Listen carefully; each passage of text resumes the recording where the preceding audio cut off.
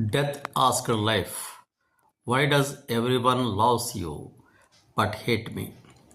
Life replied, "Because I am the beautiful lie and you are the painful truth."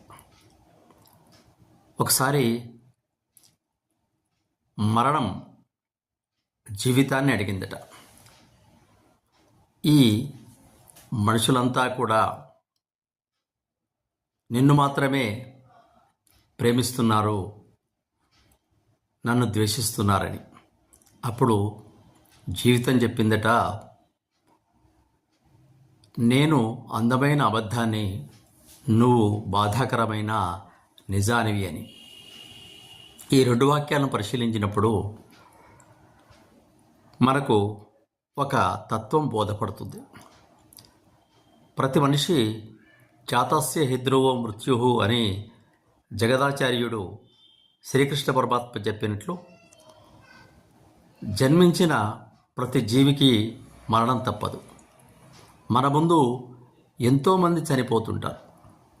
మన దగ్గరి వాళ్ళు, బంధువులు, స్నేహితులు, ఇలా ప్రతిరోజు ఎంతోమంది వెళ్ళిపోతున్న సత్యాన్ని మనం చూసి కూడా ప్రతి వాళ్ళు మనం పోములే, మనకేం కాదులే అనేటువంటి ధీమాతో ఉంటున్నారు. అయితే మరణం అనేది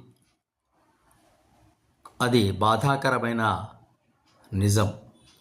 ఈ బ్రతుకుంటాము అనేటువంటిది అందమైన అబద్ధమే కదా. మరి ఈ విషయాన్ని ఈ సూక్తి చక్కగా మనకు తెలియచేసింది.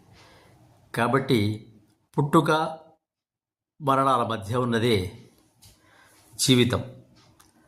పుట్టడం మాత్రం తెలుస్తుంది తప్ప మరణం ఏ రోజు, ఎప్పుడు, ఎక్కడ, ఎలా సంభవిస్తుందో ఎవరికి, ఏ జాతకాలు చెప్పేవారికి కూడా తెలియదు. కాబట్టి ఈ మధ్య ఉన్న జీవితాన్ని అది అందమైన అబద్ధమైన ప్రశాంతంగా గడపడం, మృత్యువు వస్తుందని తెలుసు కాబట్టి ఆ నిజం కోసం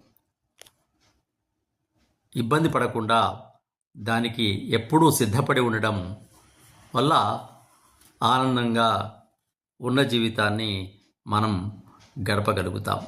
అందుకే అందమైన, నిజమైన, బాధాకర సత్యమైన జీవితంలో మనకు తప్పనివి ఆహ్వానిద్దాం. సబ్స్క్రైబ్.